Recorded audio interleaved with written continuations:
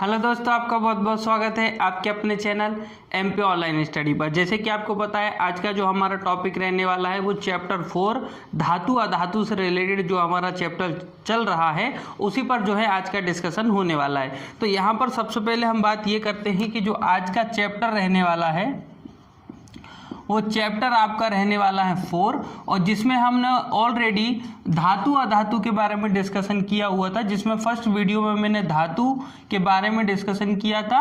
और इसके बाद जब धातु वाला टॉपिक खत्म हो जाएगा तो हम अधातु और कुछ जो रहेंगे आपके उपधातु, तो उन पर भी हमारा डिस्कशन हम कंप्लीट कर लेंगे। तो अभी तो हमारा टॉपिक क्या चल रहा था, फर्स्ट वीडियो में मैंने आपको धातु के बारे में डिस्कशन किया था, ठीक है। उसके साथ ही धातु से रिलेटेड जो इतने सारे पॉइंट मैंने लिखे हुए हैं ये इंपॉर्टेंट धातु हैं और कोई छूटे ना, इसके लिए मैंने यहाँ पर सभी के नाम लिख लिए हैं। तो आज इनके ऊपर ही हमारा डिस्कशन होने वाला है, जैसे कि सिल्वर है, गोल्ड है, लोहा है, बोरोन है, इनसे रिलेटेड प्रश्न पूछे जाते हैं तो इस पर डिस्कशन होगा। और धातु से रिलेटेड पहली वीडियो मैंने अपलोड की हुई है, अगर आपने वो वीडियो नहीं देखी है तो वीडियो आप जरूर देख लें, ठीक है। उसी के साथ जो इस आज का जो लेक्चर रहेगा इसका टेस्ट भी रहेगा, तो आप डिस्क्रिप्शन पर जाकर जो है टेस्ट भी दें, लिंक है वहां पर, और वहां जाकर आप इस वीडियो का टेस्ट भी दें। तो सबसे पहले हम थोड़ा सा रिवीजन कर लेते हैं फॉर्म में कि जो फर्स्ट वीडियो में मैंने आपको क्या बताया था धातु से रिलेटेड, फिर उसके बाद इतने टॉपिक जो है आज की वीडियो में हमको कंप्लीट करना है। तो सबसे पहले हम बात करते हैं कि हमने स्टार्ट जो किया था और जो टॉपिक हमने स्टार्ट किया था वो किया था हमने धातु। मैंने आपको बताया था मेटल या धातु हम किसे कहते हैं, जो धनात्मक होते हैं, क्या होते हैं, जिनके ऊपर पॉजिटिव चार्ज होता है। तो सबसे पहले धातु उनको कहते हैं कि जो धनात्मक होते हैं, मतलब पॉजिटिव होते हैं। एक गुण आपको ये याद रखना है। दूसरा आपको याद रखना है ये विद्युत के सुचालक होते हैं। क्या होते हैं ये विद्युत के सुचालक होते हैं, और साथ ही साथ ये चमकीले होते हैं। कैसे होते हैं, चमकीले होते हैं। धातु नॉर्मली चमकीली होती हैं, धातु विद्युत की सुचालक होती हैं, धातु धनात्मक होती हैं। टोटल मैंने आपको बताया था पीरियोडिक टेबल में आपको 90 लगभग धातुएं देखने को मिलेंगी। धातुओं की अगर हम बात करें, मेटल्स की अगर हम बात करें तो पीरियोडिक टेबल में 90 आपको मेटल्स देखने को मिलेगी। धातुएं दो अवस्थाओं में होती हैं, एक होती है ठोस अवस्थाओं में और एक होती है द्रव अवस्था में, ठीक है। जैसे कि ठोस अवस्था की हम बात करें तो ठोस अवस्था में जैसे कि सोडियम है, सोडियम के बाद पोटेशियम है, मैग्नीशियम है, कैल्शियम है, ये सब ठोस अवस्था में पाई जाती हैं। और द्रव अवस्था में मैंने आपको एक ही बताई थी, पारा। पारा जो होता है वो सामान्य ताप पर जो है द्रव अवस्था में पाया जाता है। फिर मैंने आपको बताया था कि सबसे हल्की धातु कौन सी है आपकी, सबसे हल्की धातु मैंने आपको बताई थी, सबसे हल्की धातु वो है लिथियम। क्या बताई थी मैंने आपको, लिथियम बताई थी, ठीक है। फिर मैंने आपको बताई थी सबसे भारी धातु, और सबसे भारी धातु कौन सी बताई थी मैंने आपको, याद हो अगर आपको, सबसे भारी धातु ऑस्मियम। क्या बताई थी, ऑस्मियम। और ये ऑस्मियम का सिंबल भी याद रखना आपको, OS। क्या है इसका सिंबल, OS इसका सिंबल होता है। फिर मैंने आपको बताई थी कि सबसे कठोर धातु भी मैंने आपको बताई थी, और सबसे कठोर धातु मैंने बताई थी प्लेटिनम।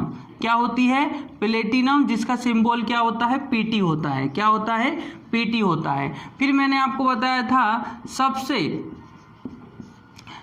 जिसका गलनांक सबसे ज्यादा होता है ना, सर्वाधिक गलनांक। ऐसी धातु जिसका गलनांक कैसा होता है, सर्वाधिक होता है। गलनांक जिसका सबसे ज्यादा होता है वो धातु का नाम भी मैंने आपको बताया था। क्या था वो था आपका टंगस्टन। क्या था आपका, टंगस्टन, जिसका सिंबल क्या होता है, W होता है। टंगस्टन बताया था जिसका सिंबल क्या होता है, W। फिर दो धातुएं और बताई थी मैंने आपको, एक मैंने आपको सोडियम के बारे में बताया था, एक मैंने आपको पोटेशियम के बारे में बताया था। हालांकि आज भी हम इन पर थोड़ा सा डिस्कशन करेंगे। सोडियम और पोटेशियम दोनों ही कैसी होती हैं, दोनों ही मुलायम होती हैं, है ना। दोनों ही मुलायम होती हैं और दोनों को ही क्या किया जा सकता है, दोनों को ही आप चाकू से काट सकते हैं। चाकू से काटा जा सकता है ना, दोनों को ही चाकू से काटा जा सकता है। और दोनों की ही बात करें तो दोनों को कहाँ रखा जाता है, मिट्टी के तेल में, है ना, केरोसिन में, मिट्टी के तेल में दोनों को रखा जाता है। ठीक है, और भी बहुत सारी चीज़ें हमने डिस्कशन की थी, लेकिन रिवीजन फॉर्म में मैंने आपको इतना बता दिया। अब आज का टॉपिक स्टार्ट करते हैं। जो हमारे कुछ ऐसे इंपॉर्टेंट धातुएं हैं जिनसे रिलेटेड एग्जाम में प्रश्न बनते ही रहते हैं, क्योंकि जैसे जैसे मैं आगे आज की वीडियो जाएगी वैसे वैसे आपको पता चलेगा कि हाँ, ये रियली में ऐसे टॉपिक हैं, ऐसे पॉइंट हैं जो डायरेक्टली प्रश्न में पूछे जाते हैं। ठीक है, तो हमारा आज का जो मेन मोटो रहने वाला है वो इतने कॉन्सेप्ट, जो इतने टॉपिक मैंने लिखे हुए हैं, इनको आज क्लियर करना जरूरी है। यहाँ से आपके बहुत सारे प्रश्न आपको डायरेक्टली एग्जाम में देखने को मिलते हैं। जैसे कि सबसे पहले हम बात करें सिल्वर की, है ना, जिसका संकेत की अगर हम बात करें तो संकेत जो होता है वो होता है आपका सिल्वर का Ag, है ना। संकेत की अगर हम बात करें तो सबसे पहला मैं कौन सा ले रहा हूं यहाँ पर, सिल्वर। क्या ले रहा हूं, सिल्वर। सिल्वर की बात करें तो सिल्वर का संकेत क्या होता है, Ag। क्या होता है, Ag। अब मैं आपको दो चीजें तो यहाँ पर कंटिन्यू बताने वाला हूँ, एक अयस्क और एक मिश्र धातु। हालांकि मिश्र धातु ऐसा टॉपिक है जिसको मैं अलग से पढ़ाने वाला हूँ। ऑलरेडी मैंने बताया कि मिश्र धातु में आपको अलग से बताऊंगा। अभी सिर्फ आप अयस्क पर याद रखें। अयस्क जिसको हम और बोलते हैं, इंग्लिश में और बोलते हैं, हिंदी में अयस्क बोलते हैं। थोड़ा सा इसको समझिए आप। एक होता है अयस्क, ठीक है, और एक होता है आपका मिश्र धातु। मिश्र धातु, दोनों में डिफरेंस क्या है, दोनों में डिफरेंस क्या है वो समझिए।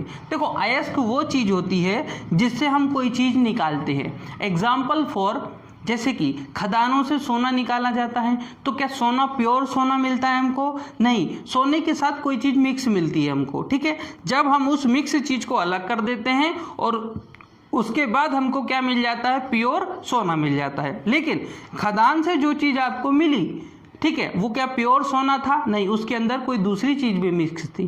तो जब दो चीजों का मिक्स हमको कहीं से मिलता है तो वो क्या कहलाता है, अयस्क कहलाता है। अब हमने उसमें से क्या किया, उसमें से वो दूसरी चीज को हटा दिया और पहली चीज हमको मिल गई, मतलब हमको क्या मिल गया, हमको सोना मिल गया। तो इस तरीके से खदानों से जो वस्तुएं, जो खदानों से जो खनिज प्राप्त होता है वो अयस्क होता है, और उससे फिर हम नई नई चीजें निकालते हैं। जैसे कि लोहा प्राप्त होगा, तो क्या लोहा डायरेक्टली आपको शुद्ध प्राप्त हो जाएगा, नहीं, लोहे के साथ कुछ दूसरी चीजें भी उपस्थित होंगी लोहे में, तो उन चीजों को हटा दिया जाएगा और फिर लोहा प्राप्त कर लिया जाएगा। तो ऐसी चीजों को क्या कहते हैं, अयस्क कहते हैं। लेकिन मिश्र धातु किसे कहते हैं, मिश्र धातु उसे कहते हैं जो हमारे द्वारा बनाई जाती है। जैसे कि बर्तन, नॉर्मली जो बर्तन होते हैं वो मिश्र धातुओं से मिलकर बने होते हैं। उनमें जो है 3-4 चीजों को क्या किया जाता है, मिक्स किया जाता है, और तब जाके मिश्र धातु बनाई जाती है। ठीक है, तो याद रखना, जैसे कि आभूषण वगैरह होते हैं, तो आभूषण क्या होते हैं, मिश्र धातुओं के द्वारा ही बनाए जाते हैं, क्योंकि उनकी शुद्धता को बनाए रखने के लिए उसमें दूसरी चीजें भी मिला दी जाती हैं।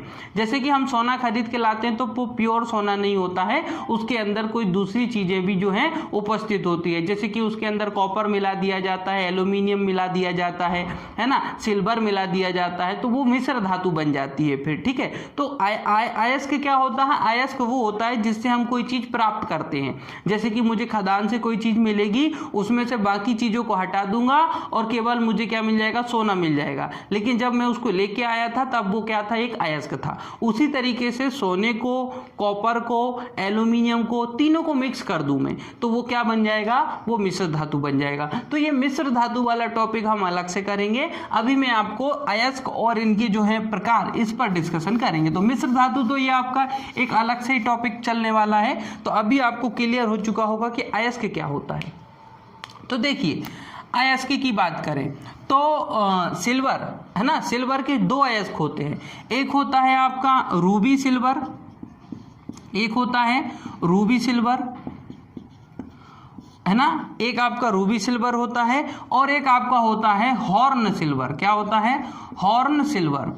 एक रूबी सिल्वर होता है और एक हॉर्न सिल्वर होता है। अच्छा, ये जो हॉर्न सिल्वर होता है इसका फॉर्मूला होता है AgCl। क्या होता है, AgCl। ये जो हॉर्न सिल्वर होता है इसका जो फॉर्मूला होता है वो होता है AgCl, जिसको बोलते हैं हम सिल्वर क्लोराइड। क्या बोलते हैं हम जिसको? सिल्वर क्लोराइड, जिसको क्या कहा जाता है? जिसको कहा जाता है सिल्वर क्लोराइड। ठीक है, तो अगर आपसे पूछा जाए कि सिल्वर के कितने अयस्क होते हैं तो आप बोलोगे 2 अयस्क होते हैं, एक रूबी सिल्वर होता है और एक हॉर्न सिल्वर होता है। हॉर्न सिल्वर मतलब AgCl, जिसको हम सिल्वर क्लोराइड कहते हैं। फिर इसी के साथ आप समझिए इसके यौगिक होते हैं, सिल्वर के बहुत सारे क्या होते हैं? यौगिक।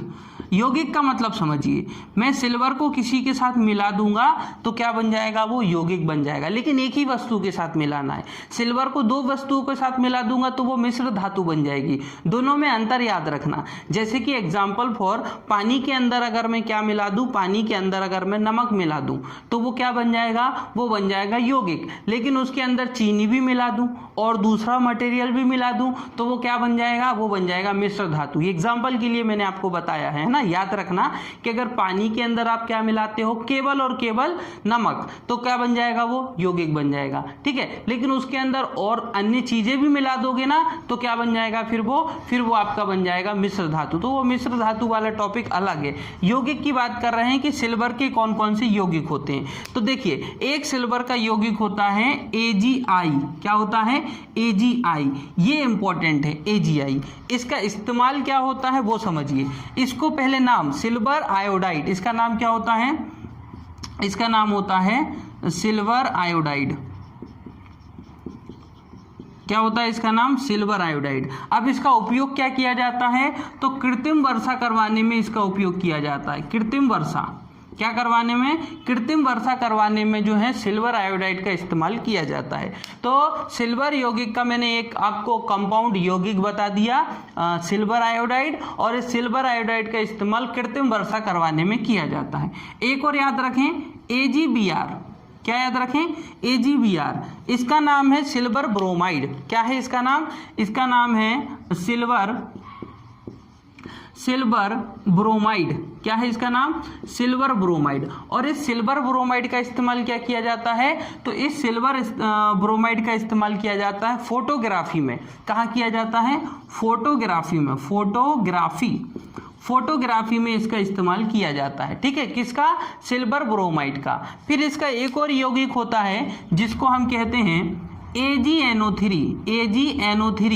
AgNO3, जिसका नाम हो जाएगा सिल्वर नाइट्रेट। क्या हो जाएगा? Silver nitrate. क्या हो जाएगा? Silver nitrate. AgNO3 का नाम हो जाएगा सिल्वर नाइट्रेट। और इसके 2 इस्तेमाल बहुत ज़्यादा इंपॉर्टेंट हैं।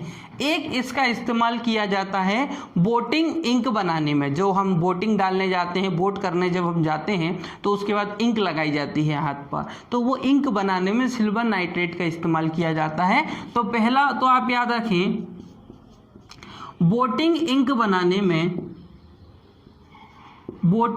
बनाने में इसका इस्तेमाल किया जाता है।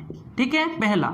दूसरा, जो अंगूठा लगाने के लिए जो स्याही का इस्तेमाल किया जाता है, अंगूठा स्याही है ना, उसमें भी इसका इस्तेमाल किया जाता है ना। तो अंगूठा लगाने के लिए अंगूठा इंक बनाने में, तो 2 इंक बनाने में इसका इस्तेमाल किया जाता है। एक वो इंक बोटिंग इंक बनाने में किया जाता है और एक अंगूठा इंक बनाने में किया जाता है। जो नॉर्मली हम जब अंगूठा लगाते हैं तो उसके लिए जो स्याही का इस्तेमाल किया जाता है वो सिल्वर नाइट्रेट का इस्तेमाल किया जाता है उसको बनाने में। और बोट डालने के बाद जो इंक लगाई जाती है वो भी किसकी बनी होती है? Silver nitrate. तो ये सिल्वर नाइट्रेट इंपॉर्टेंट हो जाएगा। ठीक है, तो इतनी सारी चीज़ें आपको केवल सिल्वर से याद रखना है। सिल्वर के 2 अयस्क होते हैं, रूबी सिल्वर, हॉर्न सिल्वर मतलब AgCl का नाम होता है सिल्वर क्लोराइड। फिर सिल्वर के कुछ यौगिक होते हैं, कंपाउंड होते हैं, जैसे कि AgI जिसको बोलते हैं सिल्वर आयोडाइड। और इसका इस्तेमाल कहाँ किया जाता है? तो इसका इस्तेमाल जो है कृत्रिम वर्षा में किया जाता है। कहाँ किया जाता है? कृत्रिम वर्षा में। फिर AgBr है जिसका नाम है सिल्वर ब्रोमाइड, जिसका इस्तेमाल फोटोग्राफी में किया जाता है। फिर आता है AgNO3 जिसका नाम है सिल्वर नाइट्रेट, और इस सिल्वर नाइट्रेट का इस्तेमाल किया जाता है बोटिंग इंक बनाने में, और एक किया जाता है अंगूठे के लिए जो इंक बनाई जाती है वहां किया जाता है। ठीक है, तो इतनी सारी चीजें आपको केवल किससे याद रखना है? केवल आपको सिल्वर से याद रखना है। ठीक है, और सिल्वर के बाद आता है हमारा सेकंड जो है गोल्ड। क्या आता है आपका गोल्ड। और गोल्ड की अगर हम बात करें तो इसके बहुत सारे आपको यूज देखने को मिलेंगे, क्योंकि ये क्या है, एक अक्रियाशील धातु है। एक ऐसी धातु होती है गोल्ड एक ऐसी धातु होती है, गोल्ड एक ऐसा मेटल होता है जो अक्रियाशील होता है, नॉन रिएक्टेड होता है। ये रिएक्ट नहीं करता है, रिएक्शन नहीं करता है, ठीक है। तो सेकेंड नंबर पर हम डालते हैं गोल्ड। तो यहाँ पर अगर हम गोल्ड की बात करें जिसका संकेत होता है ये AU है ना, वो Ag था, ये AU है। पहली बात, इसकी कुछ विशेषताएं हैं वो आपको याद होनी चाहिए। पहली विशेषता, ये कैसे होता है, कैसी धातु होती है, ये होती है तन्य धातु, तन्य होती है और आघातवर्धनीय होती है, आघातवर्धनीय होती है। मैं आपको ऑलरेडी बता चुका हूं। तन्य का मतलब ये होता है कि इस धातु को आप जितना ज़्यादा खींचना चाहें, जितना ज़्यादा स्पेंड करना चाहें उतना कर सकते हैं। ये लॉन्ग हो सकती है ना, इसको पीट पीट के गोल्ड को आप क्या कर सकते हो, पतला कर सकते हो, थिन कर सकते हो, बहुत ज़्यादा पतला किया जा सकता है ना। तो तन्य का मतलब ही क्या होता है, तन्य का मतलब होता है किसी चीज़ को कितना पतला किया जा सकता है। और आघातवर्धनीय का मतलब होता है उसको कितने ज़्यादा आप पीट सकते हैं ताकि वो क्या होती जाए, पतली होती जाए। तो आघात धातु, सबसे ज्यादा आघातवर्धनीय धातु कौन सी होती है, गोल्ड। सबसे ज्यादा तन्य धातु कौन सी होती है, गोल्ड। और ये क्या होती है, ये कैसी धातु होती है, अक्रियाशील। अक्रियाशील कोई क्रिया नहीं करती है, अक्रियाशील धातु होती है। या आप इसको उत्कृष्ट धातु भी बोल सकते हो। क्या बोल सकते हो, उत्कृष्ट धातु भी बोल सकते हो। देखो, या तो इसको आप अक्रियाशील धातु बोल सकते हो या आप इसको उत्कृष्ट धातु कह सकते हो, क्योंकि ये किसी से क्रिया नहीं करती है, नॉन रिएक्टिव होती है, इसलिए इसको निष्क्रिय धातु भी कहा जा सकता है।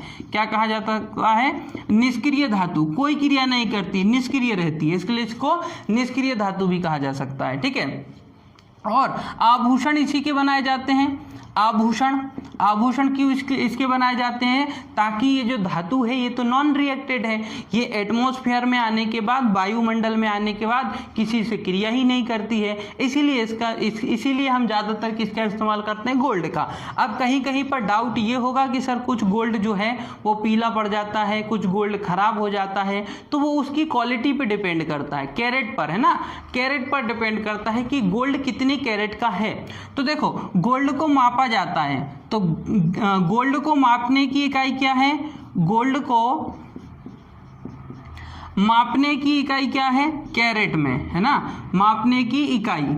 अगर मैं आपको बोलूं कि गोल्ड को किस कैरेट में कैसे मापा जाता है, तो आप बोलोगे कैरेट, 1 कैरेट, 2 कैरेट, 3 कैरेट, इस हिसाब से मापा जाता है। तो गोल्ड को मापने की इकाई क्या है, कैरेट है। उसके साथ ही अब याद रखें आप कि जो आपका कैरेट में होता है, कौन कौन सा गोल्ड होता है, कितने प्रकार का गोल्ड होता है। देखिए, एक 24 कैरेट गोल्ड होता है, ठीक है, एक आप याद रखें 22 कैरेट गोल्ड होता है, और एक आप याद रखें 18 carat gold.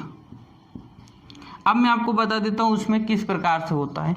22 carat gold, 24 carat gold और 18 कैरेट गोल्ड। सबसे पहले देखिए 22 कैरेट गोल्ड। ये जो 22 कैरेट गोल्ड होता है, इसके अंदर 99.09% गोल्ड होता है। क्या होता है, गोल्ड, इसीलिए सबसे शुद्ध इसको माना जाता है।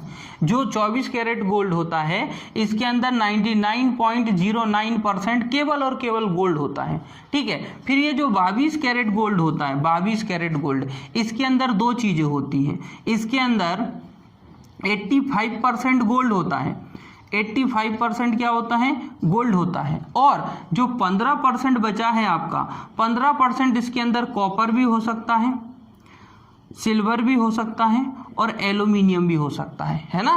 15% इसमें कॉपर भी हो सकता है, सिल्वर भी हो सकता है और एल्यूमिनियम भी हो सकता है। फिर ये जो 18 कैरेट गोल्ड होता है, जो 18 कैरेट गोल्ड होता है, इसकी अगर हम बात करें, 18 कैरेट गोल्ड की बात करें, तो इसमें 75% तो प्योर गोल्ड होता है। 75% क्या होता है, प्योर गोल्ड होता है। और बाकी का जो 25% है, इसके अंदर या तो या तो इसके अंदर कॉपर हो सकता है, या तो सिल्वर हो सकता है, या तो एल्यूमिनियम हो सकता है। तो ये 3 चीज़ें हो सकती हैं। तो इस तरीके से 24 कैरेट, 22 कैरेट या 18 कैरेट गोल्ड होता है। 24 कैरेट में तो केवल आप ये बोल सकते हैं कि केवल गोल्ड ही होता है, और 22 कैरेट में तो केवल 85% गोल्ड होता है। बाकी जो आपका 15% बचा है वो क्या हो सकता है, वो आपका कॉपर भी हो सकता है, सिल्वर भी हो सकता है, एल्यूमिनियम भी हो सकता है। 18 कैरेट में तो जो 75% गोल्ड होता है, और 25% जो बचा है उसमें कॉपर हो सकता है, सिल्वर हो सकता है, एल्यूमिनियम हो सकता है। तो गोल्ड की इतनी विशेषता याद रखना, गोल्ड धातु सबसे ज़्यादा तन्य होती है, आघात वर्धनीय होती है, अक्रिय धातु होती, कोई क्रिया नहीं करती, उत्कृष्ट धातु आप इसको कह सकते हो, और निष्क्रिय धातु भी कोई क्रिया नहीं करती है, निष्क्रिय। इसके अधिकतम क्या बनाए जाते हैं, आभूषण बनाए जाते हैं। और गोल्ड को मापने की इकाई क्या है, कैरेट। तो गोल्ड को किस में मापा जाता है, कैरेट में। बाकी कुछ चीज़ें मैं ऑलरेडी बता चुका हूं, जैसे कि गोल्ड जो होता है सबसे ज़्यादा तन्य होता है, जिसके कारण आप देखोगे 1 ग्राम गोल्ड को खींचकर हम 2 किलोमीटर तक की एक पतली रॉड बना सकते हैं। और अगर 1 मिलीग्राम गोल्ड अगर आप लेते हैं, 1 मिलीग्राम गोल्ड, तो उस 1 मिलीग्राम गोल्ड का 1 मिलीग्राम गोल्ड से 200 मीटर लंबी रॉड बनाई जा सकती है। इतना पतला किया जा सकता है किसको, गोल्ड को। ठीक है, तो ये गोल्ड आपको याद रखना है, इंपॉर्टेंट है। फिर इसके बाद हम बात करते हैं लोहा। भूपर पट्टी पर पाया जाने वाला दूसरा सबसे ज़्यादा मात्रा वाला तत्व है ना, लोहा, जिसको हम और क्या बोलते हैं, आयरन। क्या बोलते हैं, आयरन। ठीक है, आयरन की बात करें, लोहे की बात करें, जिसका संकेत क्या होता है, Fe होता है। ठीक है, इसकी बात हो रही है। भूपर्पट्टी पर दूसरा सबसे नंबर पर पाया जाता है। जो भूमि होती है ना, भूपर्पट्टी में सर्वाधिक मात्रा में, दूसरा सर्वाधिक मात्रा में, है ना, दूसरा सर्वाधिक मात्रा में पाया जाता है, दूसरा सर्वाधिक मात्रा में पाया जाता है, दूसरा सर्वाधिक मात्रा में पाया जाता है। ठीक है, अब इसकी 2 चीज़ें आपको याद रखना बहुत ज़्यादा जरूरी है लोहे की। एक आपको लोहे के अयस्क याद रखना जरूरी है, बहुत से लोगों को याद भी होंगे, और एक आपको इसके जो है प्रकार याद रखना है। तो सबसे पहले हम लोहे के अयस्क की बात करते हैं। सबसे पहले हम किसकी बात करते हैं, लोहे के अयस्क। लोहे के अयस्क में देखिए कितने अयस्क याद रखना है, लगभग 4 अयस्क आपको याद रखना है लोहे के अयस्क में। एक आपको याद रखना है हेमेटाइट, एक आपको याद रखना है मैग्नेटाइट, एक आपको याद रखना है लिमोनाइट, और एक आपको याद रखना है सिडेराइट। क्या याद रखना है, सिडेराइट। अब देखिए इसमें जो आपके अयस्क हैं ना, ये किसके अयस्क हैं, तो ये लोहे के अयस्क हैं। लोहे के कौन कौन से 4 अयस्क हैं, hematite, magnetite, limonite, siderite. Hematite, magnetite, limonite, siderite. अब इसमें समझिए सबसे अच्छा लोहा ये होता है, सबसे अच्छा लोहा होता है मैग्नेटाइट, है ना, सबसे अच्छा लोहा। इसमें सबसे ज़्यादा लोहा पाया जाता है, लोहा सर्वाधिक होता है इसके अंदर, लोहे की मात्रा सबसे ज़्यादा होती है। ठीक है, इसके अंदर। और जो सिडेराइट होता है, इसको मूर्खों का सोना कहा जाता है। मूर्खों का सोना इसलिए कहा जाता है क्योंकि इसके अंदर पाई जाती है चमक। तो कुछ लोग क्या समझते हैं कि जो सिडेराइट को कभी कभी गोल्ड मान लेते हैं, सोना मान लेते हैं। ये कभी कभी सिडेराइट जो है चमकीला होता है, ठीक है, उसमें ज़्यादा चमक होती है।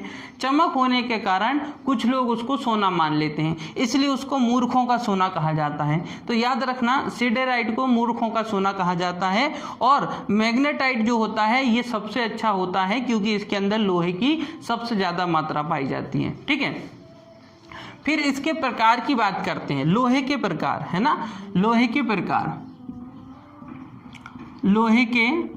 प्रकार। लोहे नॉर्मली 3 प्रकार के लोहे आपको याद रखना है, कच्चा लोहा, फिर एक होता है आपका ढलवा लोहा, और एक होता है आपका पिटवा लोहा। कौन सा लोहा, पिटवा लोहा। तो इसमें देखिए, इसमें अगर हम बात करें तो सबसे अच्छा जो लोहा माना जाता है वो पिटवा लोहा को माना जाता है ना। और सबसे खराब जो लोहा होता है वो कच्चा लोहा होता है। उसका कारण समझिए, उसका कारण मैं आपको बताता हूँ। नॉर्मली क्या होता है कि अगर मैं आपसे पूछूं कि कौन सा कोयला अच्छा होता है, जैसे कोयले में भी बहुत सारे कोयले के प्रकार होते हैं, मैं आपसे पूछूं कि कौन सा लोहा, कौन सा कोयला अच्छा होता है, तो आप बोलेंगे सर जिसमें कार्बन की मात्रा ज़्यादा होती है वो कोयला ज़्यादा अच्छा होता है। ठीक है, मतलब जहां कार्बन की मात्रा, जिस कोयले में कार्बन की मात्रा अधिक होती है वो कोयला कैसा होता है, शुद्ध होता है। उसी तरीके से इसका अपोजिट है, मतलब लोहे में, जिस लोहे में कार्बन की मात्रा सबसे कम होती है वो लोहा शुद्ध होता है, और जिस लोहे में कार्बन की मात्रा सबसे ज़्यादा होती है वो लोहा क्या होता है, अशुद्ध होता है। अपोजिट चलता है यहाँ पर, है ना, याद रखना। मतलब कार्बन की मात्रा लोहे में अगर कम होगी तो कार्बन शुद्ध होगा, और अगर मान लो कार्बन की मात्रा लोहे में ज़्यादा होगी तो लोहा कैसा होगा, अशुद्ध होगा। जैसे कि हम बात करें कच्चा लोहा, ये क्या होता है, ये अशुद्ध लोहा होता है। क्यों? क्योंकि इसके अंदर 4% कोयला होता है। कितने परसेंट? 4% इसके अंदर कार्बन पाया जाता है। 4% इसके अंदर क्या पाया जाता है, कार्बन पाया जाता है। फिर डलवा लोहा की अगर हम बात करें तो डलवा लोहा के अंदर लगभग डलवा लोहा की बात हो रही है, 2% से लेकर तो 2.25% तक कार्बन होता है। 2% से लेकर तो 2.25% तक इसमें क्या होता है, कार्बन होता है। और अगर हम बात करें पिटवा लोहा की तो 0.12% से लेकर तो 0.12% से लेकर तो 0.25% तक इसके अंदर क्या पाया जाता है, कार्बन पाया जाता है। तो कार्बन की मात्रा सबसे कम होती है पिटवा लोहा में, इसलिए सबसे अच्छा लोहा कहा जाता है। सबसे अच्छा लोहा कौन सा लोहा, पिटवा लोहा। ठीक है, सबसे खराब लोहा कौन सा है, ढलवा लोहा। क्यों? कच्चा लोहा क्यों? क्योंकि उसके अंदर 4% कार्बन होता है। ठीक है, तो ये याद रखना। लोहे के 4 अयस्क बताए मैंने, हेमेटाइट, मैग्नेटाइट, लिमोनाइट, सिडेराइट। ठीक है, मैग्नेटाइट सबसे अच्छा होता है क्योंकि इसमें लोहे की मात्रा ज़्यादा होती है। भारत में सबसे ज़्यादा मैग्नेटाइट ही पाया जाता है। फिर उसके बाद सिडेराइट को मूर्खों का सोना कहा जाता है। लोहे के 3 प्रकार होते हैं, कच्चा लोहा, डलवा लोहा, पिटवा लोहा। पिटवा लोहा सबसे अच्छा लोहा होता है, कच्चा लोहा सबसे खराब लोहा होता है। भूपर पट्टी में दूसरा सबसे नंबर, देखो 1 नंबर पे भूपर पट्टी, भूमि में 1 नंबर पर सबसे ज्यादा कौन सा पाया जाता है, ऊपर वाली है ना, जहां समतल है, जहां हम रहते हैं, निवास करते हैं, वहां सबसे ज्यादा एल्यूमिनियम पाया जाता है पहले नंबर पर। लेकिन दूसरे नंबर पे क्या पाया जाता है, आपका लोहा पाया जाता है। तो तीनों चीज जो मैंने आज आपको अभी बताई है वो तीनों इंपॉर्टेंट है। बिल्कुल आप देखिए, इनको याद करना बहुत ज़्यादा डिफिकल्ट है, लेकिन जितनी बार आप देखेंगे, क्योंकि ये ऐसी वीडियो है जो आपको 2 बार देखनी पड़ेगी, क्योंकि यहाँ पर बहुत सारे पॉइंट मैं आपको बता रहा हूँ और सब पॉइंट अलग अलग हैं, तो सारे पॉइंट आपको याद रखना है। ठीक है, तो यहाँ अपना लोहे तक जो है अभी डिस्कशन कंप्लीट हो चुका है। इसके बाद बात करते हैं हम बोरॉन। किसकी बात करते हैं, बोरॉन। देखिए, बोरॉन में ज़्यादा कुछ याद रखने की जरूरत नहीं है। बोरॉन में बस इसके आप अयस्क याद रखें, बोरॉन के 2 अयस्क याद रखें, और कुछ याद करने की जरूरत नहीं है। इसके केवल 2 अयस्क याद रखें। एक है आपका बोरेक्स, और एक है आपका आर्थोबोरिक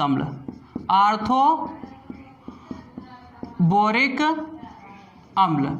ठीक है, एक बोरेक्स याद रखें और एक आर्थोबोरिक याद रखें। अच्छा, इस बोरेक्स को हम सुहागा कहते हैं, सुहागा। क्या कहा जाता है इसको, सुहागा कहा जाता है, सुहागा। ठीक है, बोरेक्स को, है ना। बोरेक्स का फॉर्मूला याद रखें क्योंकि फॉर्मूला पूछा जाता है। तो इसका फॉर्मूला होता है Na2B4O7 इंटू 10H2O। क्या होता है, इसका फॉर्मूला होता है Na2B4O7 इंटू 10H2O, बोरेक्स का। और जो आर्थोबोरिक अम्ल होता है इसका फॉर्मूला होता है H3BO3। क्या होता है, H3BO3। तो बोरॉन में आपको ये 2 नाम याद रखना है। एक आपको बोरेक्स याद रखना है जिसको हम सुहागा भी कहते हैं, ये अयस्क होता है। अगर आपसे पूछ लिया जाए कि आर्थोबोरिक अम्ल किसका अयस्क है तो आंसर आएगा बोरेक्स का है। सॉरी बोरोन का है। अगर आपसे पूछ लिया जाए बोरेक्स किसका अयस्क है, तो ये भी किसका है, बोरोन का ही है। दोनों के फॉर्मूले याद रखें, और एक आपको बोरेक्स का दूसरा नाम भी याद रखना पड़ेगा, सुहागा। इसके बाद हम बात करते हैं मैग्नीशियम। ऑलरेडी पहले डिस्कशन हो चुका है इस पे। मैग्नीशियम की अगर हम बात करें तो आपको भी पता है मानव शरीर में ये पाई जाती है मैग्नीशियम। मानव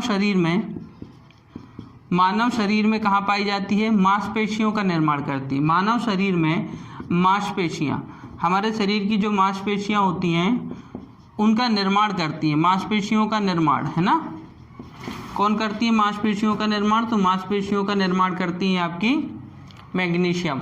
उसी के साथ पौधों में भी पाया जाता है मैग्नीशियम। पौधों में भी मैग्नीशियम पाया जाता है।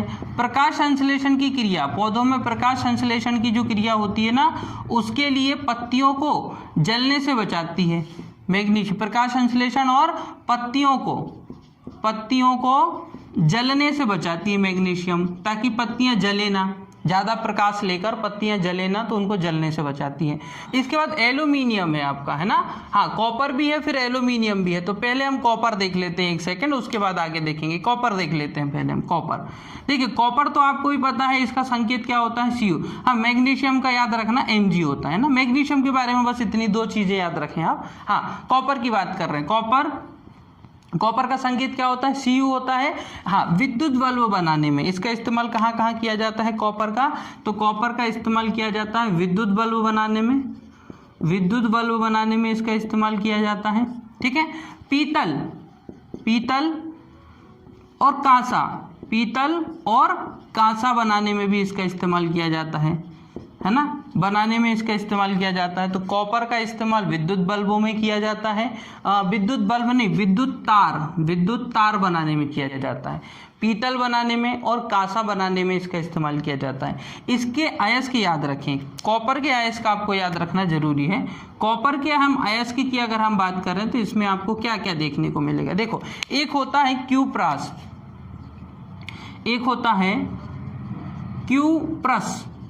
है ना, एक होता है क्यूप्रस और एक होता है कॉपर ग्लैंस। एक क्या होता है आपका, एक होता है आपका कॉपर ग्लैंस, है ना, कॉपर ग्लैंस, और एक होता है आप है मेलेकाइट, है ना। तो मेलेकाइट, ये तीन याद रखें। एक आप क्यूप्रस याद रखें, क्यूप्रस भी कॉपर का ही अयस्क होता है, ठीक है। कॉपर ग्लैंस भी याद रखें, ये भी कॉपर का ही होता है, ये तो नाम से ही पता चल जाएगा आपको। एक मेलेकाइट होता है, तो मेलेकाइट, ये तीनों याद रखें, ये कॉपर के क्या होते हैं, ये कॉपर के अयस्क होते हैं। तो कॉपर के अयस्क में आपको इतनी चीजें याद रखना है, ठीक है। इसके बाद बात करते हैं हम एल्यूमिनियम। अब भी मैंने आपको बताया कि भूपर्पटी में सबसे ज्यादा मात्रा में क्या पाया जाता है, आपका एल्यूमिनियम ही पाया जाता है ना। एक सेकेंड, हाँ भूपर्पट्टी पे अगर हम बात करें तो सबसे ज्यादा मात्रा में कौन सा पाया जाता है, आपका एल्यूमिनियम। तो अब किसकी बात हो रही है, अब बात हो रही है एल्यूमिनियम की। तो एल्यूमिनियम मतलब Al, है ना, और इसकी विशेषताओं की सबसे पहले बात करें, भूपर्पटी पर, है ना, क्या किया जाता है, ये सर्वाधिक मात्रा में पाया जाता है, सर्वाधिक मात्रा में पाया जाता है। इसके आपको अयस्क याद रखना जरूरी है। एक तो इसका फेमस है, आपको भी पता होगा, अयस्क की बात हो रही है ये, तो एक तो इसका अयस्क फेमस है, आपको याद होना चाहिए, जो है आपका बॉक्साइड। क्या है आपका, बॉक्साइड। बॉक्साइड के बाद क्रायोलाइट होता है।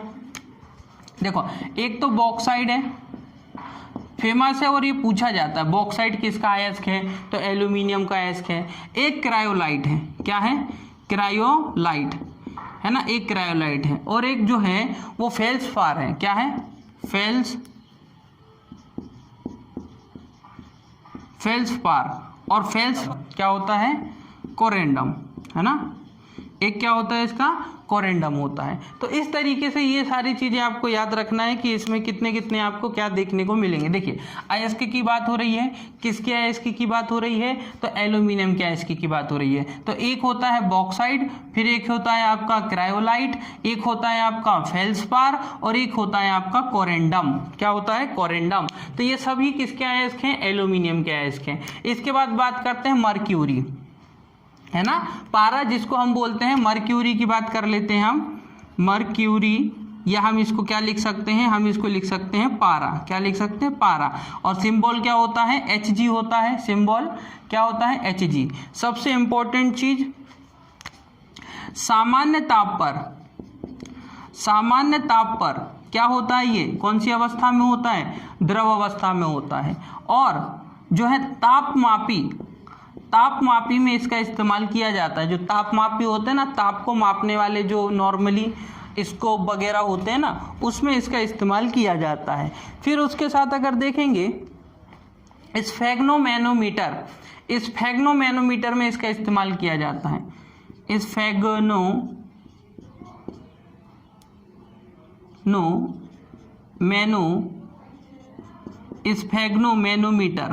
स्फेग्नोमैनोमीटर में इसका इस्तेमाल किया जाता है। किसका, मर्क्यूरी का, पारा का। ठीक है। फिर उसके साथ अगर आप देखोगे तो ट्यूबलाइटों में भी इसका इस्तेमाल किया जाता है, लेकिन किस फॉर्म में किया जाता है, वाष्प के फॉर्म में किया जाता है ना, वाष्प के फॉर्म में। ट्यूबलाइट के अंदर भी जो है पारा मरकरी का इस्तेमाल किया जाता है, लेकिन किस फॉर्म में किया जाता है वो इंपॉर्टेंट है, वाष्प के रूप में किया जाता है। तो मर्क्यूरी या पारा का याद रखना। अच्छा, इसका एक आपको अयस्क भी देखने को मिलेगा जिसका नाम है सिनेवार। यही लिख देता हूं मैं, अयस्क। किसके अयस्क की बात कर रहा हूं, तो मैं बात कर रहा हूं मर्क्यूरी के अयस्क की बात, जिसका नाम है सिनेवार।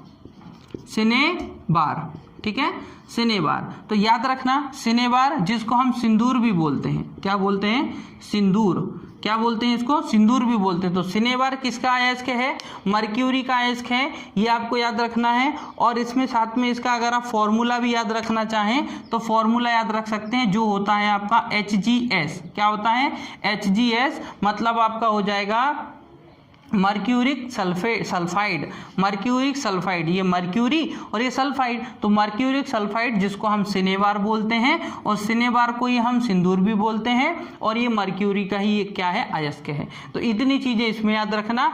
फिर आता है लेड। क्या आता है, लेड। लेड क्यों इंपॉर्टेंट है, Pb, जिसको हम क्या बोलते हैं, Pb, है ना। लेड का संकेत क्या होता है, Pb होता है।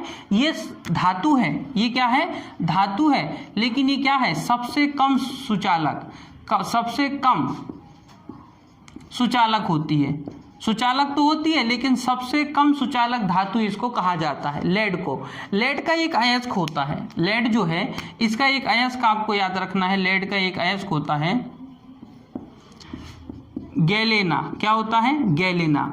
और इस गैलेना का जो संकेत होता है, मतलब गैलेना का जो फॉर्मूला होता है वो होता है PbS।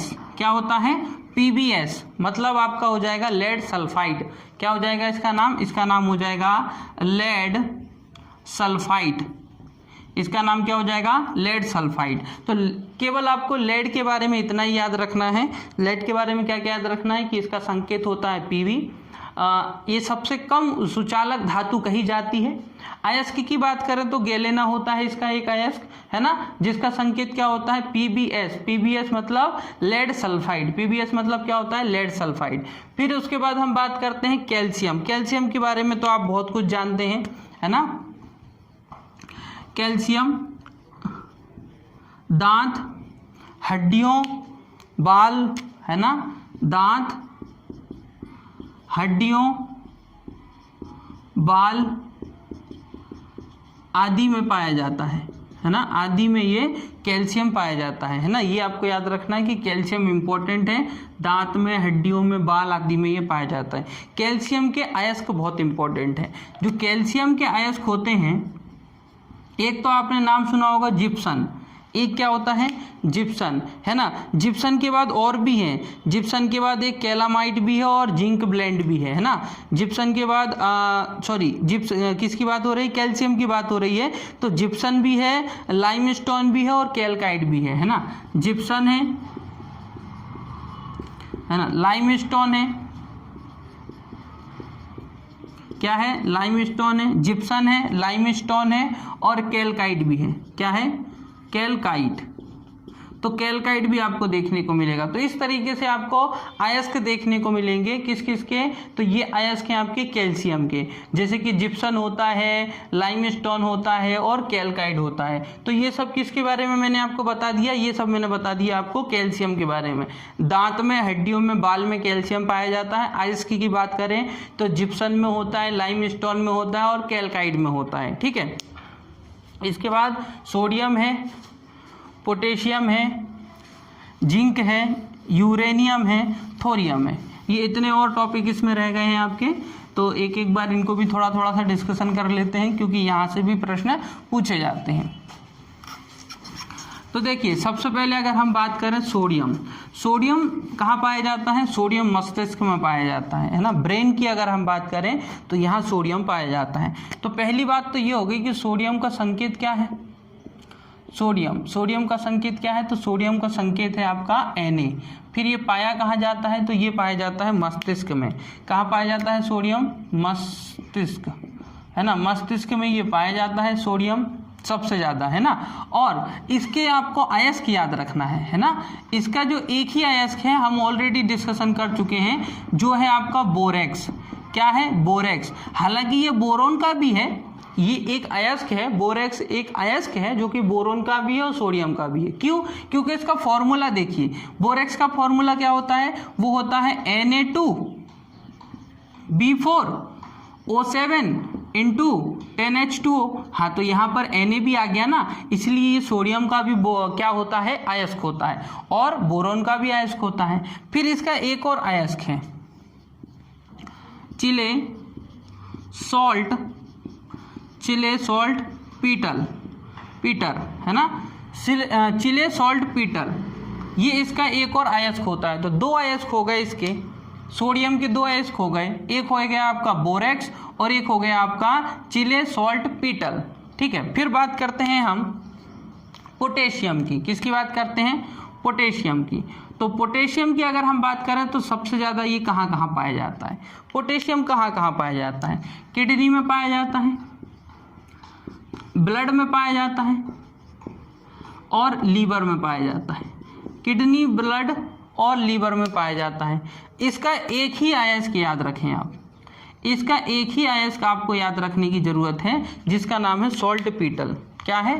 सॉल्ट पीटल। ज़्यादा कुछ याद नहीं रखना है, केवल एक ही याद रखें, सॉल्ट पीटल।